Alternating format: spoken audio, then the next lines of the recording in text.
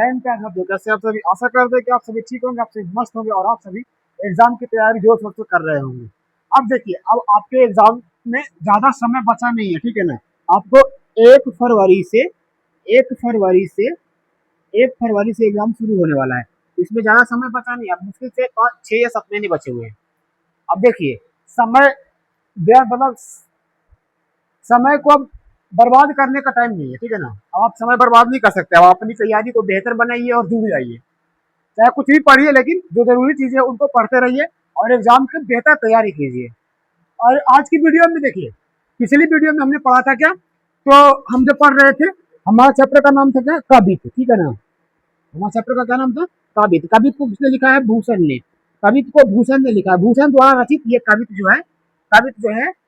पिछली वीडियो में हमने भूषण के काव्य परिचय, भूषण के काव्य परिचय यानी कि भूषण का परिचय के बारे में जान लिया था कि भूषण के पिता का नाम क्या था, भूषण के कौन कौन भाई थे, वगैरह वगैरह, जिनका जन्म कब हुआ, मृत्यु कब हुई, ये सब सारी चीजें जो है पिछली वीडियो में कवर कर चुके थे। आज की वीडियो में हम क्या करने वाले हैं ना, आज की वीडियो में हम कविता के भावार्थ को, कविता के भावार्थ को समझेंगे। मतलब कि कविता में क्या है, क्या बात की गई है, इन चीजों को आज की वीडियो में हम समझेंगे, ठीक है ना। ध्यान से समझिएगा, आपको बिल्कुल भी एक भी टॉपिक छूटेगा नहीं। हर एक चीज आपको एक्सप्लेन करेंगे, line by line, line by line, word by word, एक एक चीज को आपको एक्सप्लेन करके दिया जाएगा, ठीक है ना। बिल्कुल भी चिंता करने की आवश्यकता नहीं है। अगर आप चैनल पर नए हैं तो चैनल को सब्सक्राइब कर लीजिए, वीडियो को लाइक कर दीजिए और दोस्तों के साथ एक बार शेयर कर दीजिए, ठीक है ना। चलिए, सबसे पहला क्या है ना, इसमें देखिए, इस कवित में, कवित अध्याय में ना 2 कवित हैं, ठीक है। कवित अध्याय में 2 कवित हैं।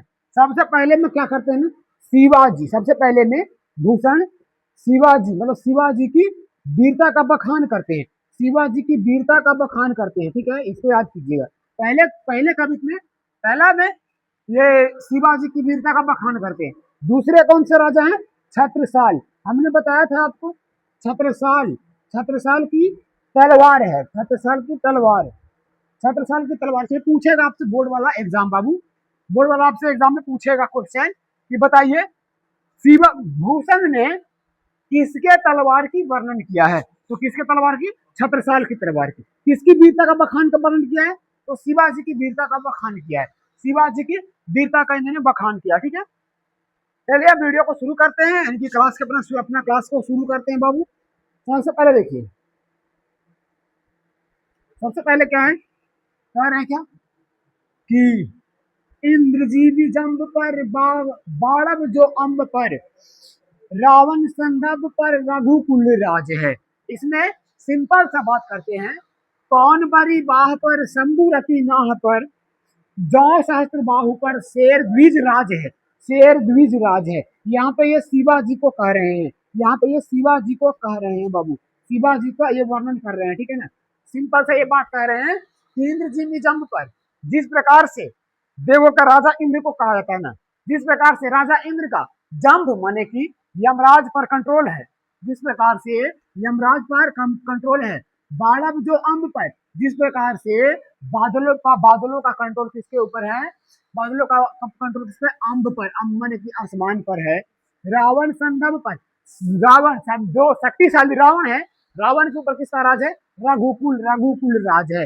रघुकुल कहने का मतलब क्या होता है बाबू, राम, श्री राम जी का जिस प्रकार से राज है, पवन बरी बाह पर शंभु रति नाह पर, जो सहस्त्र बाहु पर शेर द्विज राज है। सिंपल सी बात कह रहे हैं बाबू कि जिस प्रकार से पवन माने हो जाता है, पवन माने यहाँ पे अग्नि, पवन माने आग कह रहे हैं, जिस प्रकार से आग का कंट्रोल जंगल पर होता है, जंगल के पेड़ों के समूह के ऊपर होता है कि वो जब चाहे तब उसे जला सकता है, ठीक उसी प्रकार से जिस प्रकार से सहस्त्र बाहु पर जो कंट्रोल है, उसी तरह से शिवाजी का कंट्रोल किसके ऊपर है, शिवाजी का कंट्रोल किसके ऊपर है बाबू, शिवाजी का कंट्रोल औरंगजेब की सेना पर है, औरंगजेब की सेना पर है, ठीक है, औरंगजेब की सेना पर है। एक एक चीज को आपको एक्सप्लेन करेंगे, फिर से एक बार हम एक्सप्लेन करेंगे बाबू, बात बात बात को कहते हैं कि दावा, आगे कह रहे हैं कि दावा धूम दंड पर, चीता मृग झुंड पर, दावा दुमडंब पर चीता मृग झुंड पर, भूषण वितुंड पर जैसे मृगराज है। भूषण वितुंड पर जैसे मृगराज है। मृगराज कहाँ किसको कह रहे हैं? मृगराज कहने का अर्थ है जंगल का जो राजा होता है शेर, शेर को मृगराज कह रहे हैं। कह रहे हैं देखिए, दावा दुम दंड पर चीता मृग झुंड पर, जिस प्रकार से चीता हिरणों के झुंड को चीर फाड़ देता है, अचानक से उन पर हमला करके एक शेर पूरे हिरण के झुंड को चीर फाड़ देता है। ठीक उसी प्रकार से कैसे, जैसे भूषण वितुंड पर जैसे मृगराज है, जी जैसे कि औरंगजेब की सेना पर, औरंगजेब ठीक है ना, औरंगजेब की सेना पर, औरंगजेब की सेना पर कौन भारी पड़ जाते हैं बाबू? औरंगजेब की सेना पर कौन भारी पड़ते हैं? शिवाजी अकेले भारी पड़ जाते हैं। जैसे शेर भारी पड़ता है अकेले हिरणों के झुंड पर, उसी प्रकार से शिवाजी अकेले भारी पड़ जाते हैं औरंगजेब की सेना पर। आगे देखेंगे, आगे हमें क्या कहता है? आगे कहते हैं कि तेजतम अंश पर कान्हा जी निज कंस पर, जो मलक्ष वंश पर शेर शिव राज है। शेर शिव राज है, यहाँ पे कह रहे हैं मलक्ष वंश किसको कह रहे हैं? मलक्ष वंश किसको कह रहे हैं? यानी कि मुगलों की सेना में कौन थे बाबू? औरंगजेब। मुगलों की सेना में कौन था? औरंगजेब था। मुगलों औरंगजेब की सेना पर किसका राज है? शिवाजी का राज है। औरंगजेब की सेना पर किसका राज है बाबू? शिवाजी का राज है। ठीक है ना, किसी को कोई डाउट नहीं है। अब चलिए बारी बारी से चीजों को समझ लेते हैं, बारी बारी से चीजों को हम समझते हैं। ठीक है, आराम आराम से पढ़ेंगे, किसी को कोई डाउट नहीं। जिसको देखिए बाबू जो डाउट होगा ना, एक बार आप कमेंट सेक्शन में जरूर लिखिएगा।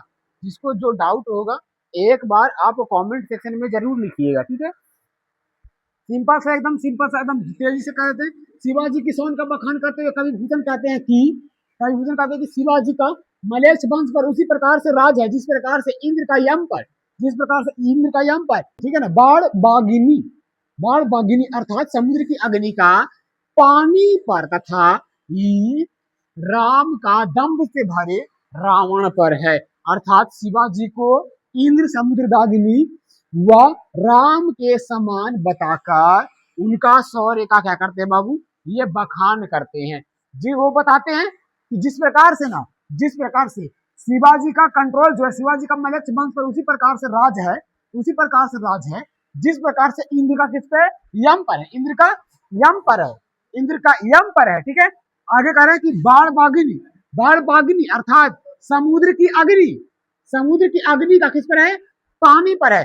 समुद्र की अग्नि कहने का अर्थ है कि देखिए, जब समुद्र तूफान पे आता है तो समुद्र में क्या होता है ना, लहरें उठती है। समुद्र में लहरें उठती हैं और समुद्र अपने जल को जितना ज्यादा चाहे ऊपर उठा सकती है। अर्थात ये नहीं कहा कि समुद्र में आग लगा हुआ है।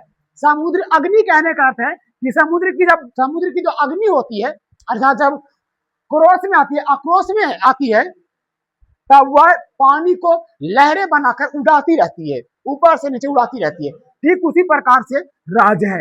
आगे कह रहे हैं कि जिस प्रकार से राम का दंभ भरे कहने का अर्थ है बाबू, दंभ भरे कहने का अर्थ है जो शक्तिशाली है राजा रावण है, उसके सेना में कई सारे सैनिक है, वो दंभ भरा हुआ है, फिर भी उसके ऊपर किसका राज है?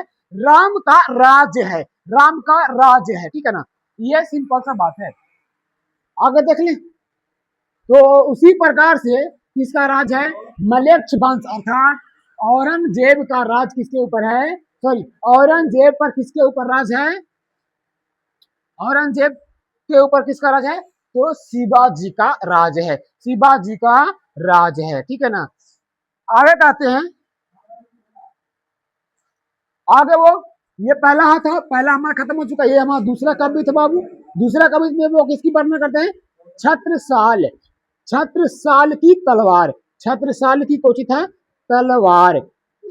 ठीक है ना, छत्रसाल की तलवार का बखान करते हुए आगे वो कहते हैं बाबू कि निकसते मयानी थे मयूब प्रलय भानु कैसी फारे तम तोम गायंदन के जाल को।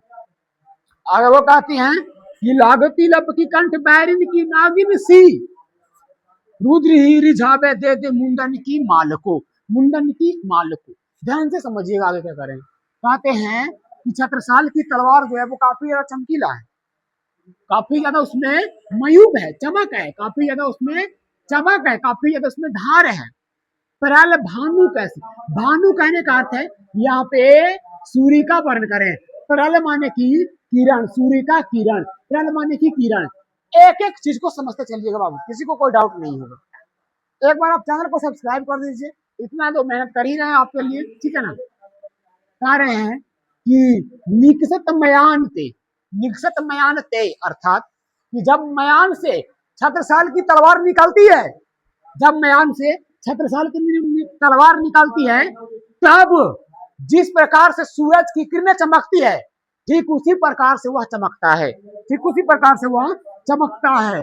तम तोम थारे तम तोम से गयंदन के जाल को, जैसे कि सूरज की किरणें बिल्कुल अंधकार को फाड़ कर रख देती है, ठीक उसी प्रकार से छत्रसाल की तलवार दुश्मनों के झुंड को फाड़ के रख देती है, दुश्मनों के झुंड को क्या कर देती है, फाड़ के रख देती है। आगे कह रहे हैं लागती लब की कंठ बैरिन के नागिन सी, बैरिन माने यहाँ पे कह रही है क्या, दुश्मन। बैरिन माने क्या होता बाबू, दुश्मन, बैरिन माने दुश्मन, ठीक है, बैरिन माने दुश्मन। लागती लब की कंठ, देखने में ऐसा लगता है कि वो क्या कर रही है, लपक रही है, लपक माने की वो दुश्मन के कंठ को, दुश्मन के गले को लपक रही है, किसका तरह, बिल्कुल नागिन की तरह, नागिन की तरह जाकर दुश्मन के कंठ से निपट जा रही है, निपट जा रही है। और पल भर में मानो ऐसे धड़ को सर से अलग कर दे, सर को धड़ से अलग ऐसे कर दे रही है, जैसे वह क्या कर रही है, रुद्र ही रिझावे दे दे मुंडन की माल को, दे दे मुंडन की माल को। मान लो ऐसे ऐसे दर्शा रही है जैसे युद्ध की देवी, युद्ध की देवी, ठीक है ना, युद्ध की देवी, वैसे गॉडेस ऑफ वॉर कहा जाता है रणचंडी को, ठीक है ना, चंडी को, रणचंडी को युद्ध की देवी कहा जाता है, गॉडेस ऑफ वॉर रणचंडी को कहा जाता है। यहाँ पे लिखा है रुद्र ही रिझावे दे दे मुंडन की माल को, अर्थात वो ऐसा है कि रणचंडी को वो रिझा रहे हैं। जब छत्रसाल काटना शुरू करते हैं दुश्मनों के गले को, तब ऐसा लगता है कि वो रणचंडी को रिझा रहे हैं, प्रसन्न कर रहे हैं कि हम आपके लिए समर्पित कर रहे हैं मुंडन की माल को। से एकदम नागिन लिपट जाती है अपने दुश्मनों के गले से, ठीक उसी प्रकार से छत्रसाल की तलवार लिपट जाती है, ऐसा वो कहते हैं। मान लीजिए आगे कह रहे हैं, आगे वो कहते हैं, आगे भूषण कहते हैं कि लाल क्षितिपाल छत्रसाल महाबाहुबली, कहाँ लो बखान करूं तेरी करबाल को, कहते हैं करबाल को। प्रतिभट कटक कटीले केले काटी काटी, कलिका सी किल की कलेऊ देती काल को, कलेऊ देती काल को, ठीक है ना। आराम से समझ लीजिए एक बात को, कह रहे हैं क्या, देखिए भूषण कहते हैं, सिंपल सी बात में भूषण, भूषण काव्य भूषण ने छत्रसाल की वीरता का वर्णन करते हुए कहा है कि युद्ध भूमि में छत्रसाल की तलवार म्यान से इस प्रकार निकलती है, इस प्रकार निकलती है जैसे प्रलय के सूर्य की तीखी किरणें निकलती हैं। यह तलवार हाथी के ऊपर पड़ी, यह तलवार हाथी के ऊपर पड़ी हुई लोहे की जालियों के वो इस प्रकार काट रही है जैसे अंधेरे को चीरकर क्या निकल रहा है, सूर्य निकल रहा हो। उनकी तलवार रूपी नागिन शत्रुओं के गले में मृत्यु के समान क्या हो रही है, लिपट रही है, मृत्यु के समान लिपट रही है। मानिए मतलब कि ऐसा निकल रही है, ये जो है तलवार अपने दुश्मनों के गले में ऐसे लिपट रही है जैसे मृत्यु लिपटता हो, ठीक है। आगे कहते हैं बाबू वो कि वह मृत्यु के देवता शिवजी अर्थात रणचंडी, शिवजी अर्थात रणचंडी के बारे में कह रहे हैं। वह मृत्यु के देवता शिवजी को प्रसन्न करने के लिए शत्रुओं के सिरों की क्या चढ़ा रहे हैं, माला को अर्पित कर रही है। वह तलवार शत्रुओं के सिर की माला को अर्पित कर रही, किसको खुश करने के लिए, शिवजी को खुश करने के लिए। अर्थात युद्ध भूमि में शत्रुओं के सिरों को धड़ से अलग कर रही है। राजा क्षितिपाल के शक्तिशाली पुत्र, राजा क्षितिपाल के शक्तिशाली पुत्र छत्रसाल की तलवार का वर्णन कहाँ तक करूं? करे आगे कि मैं लाल क्षितिपाल मतलब कि ये क्षितिपाल के लाल अर्थात छत्रसाल, आप क्षितिपाल के जो लाल हैं, आपकी तलवार या आपकी वीरता का बखान मैं कहाँ तक करूं? जितना भी करूं कहाँ तक करूं? अर्थात यह अत्यंत प्रलयंकारी है। वह शत्रुओं के समूह नष्ट कर रही है। वह शत्रुओं के समूह नष्ट कर रही है। वह शत्रुओं को काट कर कलिका देवी को सुबह का क्या चला रही है? नाश्ता प्रदान कर रही है। सुबह का नाश्ता प्रदान कर रही है। आपसे आएगा वो किस रूप में? प्रसाद। सुबह का नाश्ता करने का मतलब है कि प्रसाद के रूप में वो अर्पित कर रहे हैं बाबू। प्रसाद के रूप में वो क्या कर रहे हैं? अर्पित कर रहे हैं। ठीक है, आगे कहते हैं क्या? आगे कहते हैं सुबह का नाश्ता प्रदान करिए, अर्थात वह मृत्यु के देवी को क्या करते हैं? प्रसन्न करने के लिए शत्रुओं का संहार कर रही है। अर्थात वह इसको मृत्यु की देवी को प्रसन्न करने के लिए शत्रुओं को क्या कर रहे हैं? संहार कर रही है। ठीक है, अगला मको देखिए। अब हमारे चैप्टर जो था वो यही तक था। आशा करेंगे कि आपको समझ में आया होगा, क्योंकि हमने अपनी पूरी मेहनत लगाई है बाबू। ठीक है ना, ध्यान से समझिएगा। एक दो क्वेश्चन इसे दिए गए हैं, क्वेश्चन को एक बार ध्यान से पढ़ लेंगे। ठीक है, ऑप्शन को क्या होता है क्वेश्चन?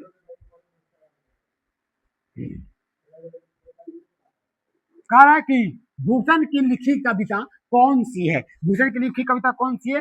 पद छपाए कवित की पुत्र वियोग। कौन सी है? तो कवित। अभी तो हमने पढ़ाया बाबू कवित। ठीक है ना, कवित इनकी लिखी कविता है। अगला क्वेश्चन कह रहा है कि शिवजी भूषण की, शिवराज भूषण किसकी कीर्ति है? शिवराज भूषण किसकी कीर्ति है? देखिए, भूषण तो हो गया, भूषण शिवराज भूषण, दूसरे उल्लास वगैरह जितने भी है ये सब भूषण के लिखी गई लेखनी है। तो ये किसका हो गया? भूषण का। ठीक है, भूषण का ये लेखनी है। अगला क्वेश्चन कह रहा है हमसे, अगला क्वेश्चन कह रहा है कि भूषण को यह उपनाम किस राजा ने दिया था? भूषण को उपनाम जो दिया गया था वो किसने दिया था? राजा जयसिंह ने, चित्रकूट के सोलंकी राजा रुद्र शाह ने, अगला है राजा मधुकर शाह ने, कि राजा छत्रसाल ने। तो देखिए, ये हम पहले क्लास में बताए थे बाबू कि जो दिया गया था, इनको जिसने दिया था, उपनाम दिया था, अर्थात जिसने उपाधि दी थी, वो चित्रकूट के सोलंकी राजा रुद्र शाह थे। चित्रकूट के सोलंकी राजा कौन थे? रुद्र शाह थे। ठीक है ना, रुद्र शाह थे। ठीक है, अगला क्वेश्चन देख लेते, एक और क्वेश्चन होगा। चलिए, एक लास्ट क्वेश्चन हम आपसे करवा देते हैं। कह रहा है कि भूषण किस धारा के कवि हैं? किस धारा के कवि हैं? रीति मुक्त के, रीति सिद्ध के, रीति बद्ध के, कि इनमें से कोई नहीं? तो वो किस धारा के कवि थे? रीति मुक्त के वो कवि है बाबू। रीति मुक्त के वो कवि है। ठीक है ना, रीति मुक्त के वो कवि है। तो हमारा चैप्टर जो था वो यही तक था। अगले क्लास में इसका ऑब्जेक्टिव लेके आएंगे, फिर उसके इसका ऑब्जेक्टिव और सब्जेक्टिव लेके आएंगे। ठीक है ना, उम्मीद करेंगे कि आपको ये वीडियो सब पसंद आया होगा, ये क्लास आपको समझ में आई होगी। अगर आपको क्लास समझ में आई है तो एक बार लाइक जरूर कर दीजिएगा, वीडियो को शेयर कर दीजिएगा और चैनल को एक बार सब्सक्राइब करके हमारी फैमिली का हिस्सा बन जाइए। तब तक के लिए जय हिंद, जय भारत। मिलते हैं आपसे अगले वीडियो में।